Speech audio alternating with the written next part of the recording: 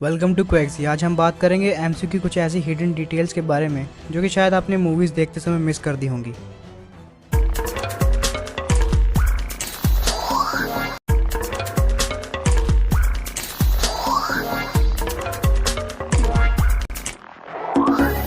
शुरू करते हैं कैप्टन अमेरिका से। आप सबको स्टीव की वो नोटबुक याद है जिसमें वो सब कुछ लिखता था जो कि उसे मॉडर्न वर्ल्ड के नज़दीक लाने में मदद करेंगे। Captain America the winter soldier की शुरुआत में फैल्कन कैप को एक साउंड ट्रैक रिकमेंड करता है जो कि कैप अपनी नोटबुक में नोट कर लेता है। हमें वही साउंड ट्रैक मूवी के एंड में बजते हुए दिखाई देता है। थॉर द डार्क वर्ल्ड में जब थॉर बताता है कि लोकी मर चुका है, उस मूवी के बाद से हमें उसके बालों में लोकी के बालों का एक टुकड़ा बंधा हुआ दिखता है जो कि दिखाता है कि लोकी के बार बार धोखा देने के बावजूद थॉर लोकी को अपना भाई समझता था और उसे प्यार करता था। कैप्टन अमेरिका के सूट में आए चेंजेस उसके लाइफ के कुछ बड़े डिसीजंस को शो करते हैं। सिविल वॉर में स्टीव शोल्डर से वो अवेंजर्स का पैच हटा देता है जो कि ये शो करता है कि वो अब अवेंजर्स का पार्ट नहीं रहा। और सिविल वॉर के बाद इन्फिनिटी वॉर में स्टीव अपने कॉस्ट्यूम से स्टार स्ट्राइप्स भी हटा देता है जो कि इस बात को शो करता है कि वो अब कैप्टन अमेरिका का टाइटल नहीं पहनता, क्योंकि सिविल वॉर में यूएस गवर्नमेंट के खिलाफ जाकर वो अपने देश का दुश्मन बन चुका था। तो वो अपने कॉस्ट्यूम पर अपने देश का फ्लैग कैसे पहने रख सकता था। एज ऑफ अल्ट्रॉन में जब हॉकाई नताशा को अपना न्यूबॉर्न बेबी दिखाता है, हमें उसकी शर्ट पे उसका नाम लिखा हुआ दिखता है जिसमें पेत्रो उसका मिडिल नेम होता है। गेस व्हाट, क्विकसिल्वर का रियल नेम भी पेत्रो ही था। हॉकाई ने ये नाम शायद क्विकसिल्वर की याद में रखा होगा क्योंकि उसी ने हॉकाई की जान बचाई थी। थॉर द रैग्नारोक में जब हेला इन्फिनिटी गॉन्टलेट को नीचे गिराकर कहती है कि ये भी फेक है, उस वक्त वो सही कह रही थी। अगर हम ध्यान से रियल गॉन्टलेट को देखें तो हमें पता चलेगा कि वो लेफ्ट हैंड के लिए ही बना है और थैनोस भी उसे लेफ्ट हैंड में ही पहनता है। इसीलिए हम कह सकते हैं कि हेला का उस राइट हैंडेड गॉन्टलेट को फेक कहना सही था। अगला होमकमिंग से है जब नेड पीटर से पूछता है कि तू कितनी दूर तक शूट कर सकता है।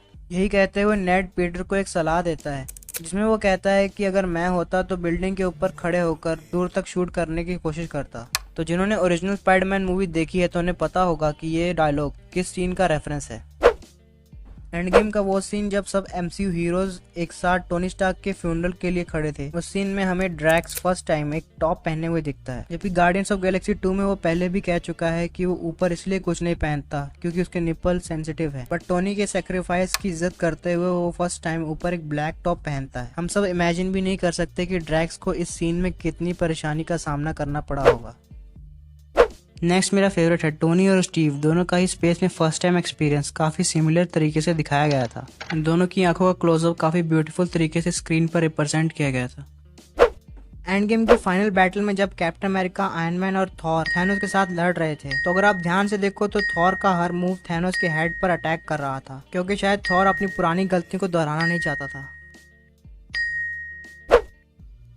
एंड गेम के टाइम ट्रैवलिंग सीन में जब हाइड्रा के एजेंट्स थॉर और टोनी को रोककर पूछते हैं कि वो कहाँ जा रहे हैं, थॉर कहता है कि वो लंच करने जा रहे हैं। ये लाइन टोनी के शॉर्मा लाइन से कनेक्टेड है, जब टोनी के कहने के बाद सब एवेंजर्स पोस्ट क्रेडिट सीन में साथ बैठकर शॉर्मा खा रहे थे। इस सीन में टोनी अफ्रीका के एक मैप के सामने खड़ा हुआ दिख रहा है। ये सीन आयरन मैन 2 से है। अगर आप ध्यान से देखोगे तो इस मैप में एक लोकेशन मार्क की गई है। ये मार्क की गई लोकेशन कुछ और नहीं बल्कि वकांडा ही है।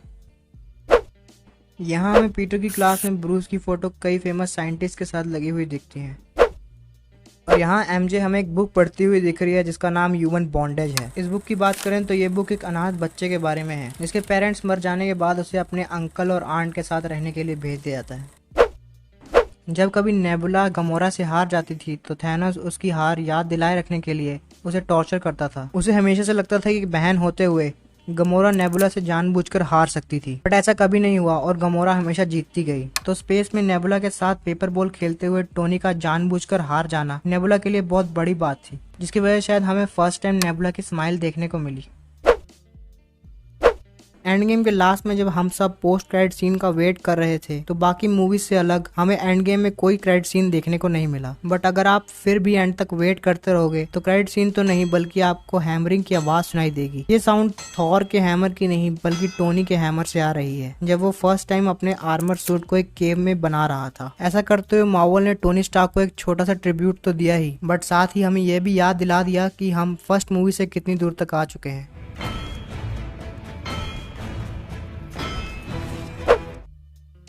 आई होप आप सबको ये वीडियो अच्छी लगी। चैनल को लाइक एंड सब्सक्राइब करके इसे सपोर्ट कीजिए और हो सके तो कमेंट बॉक्स में अपने थॉट मेरे साथ शेयर कीजिए। That's it for today. I will be seeing you guys in the next video.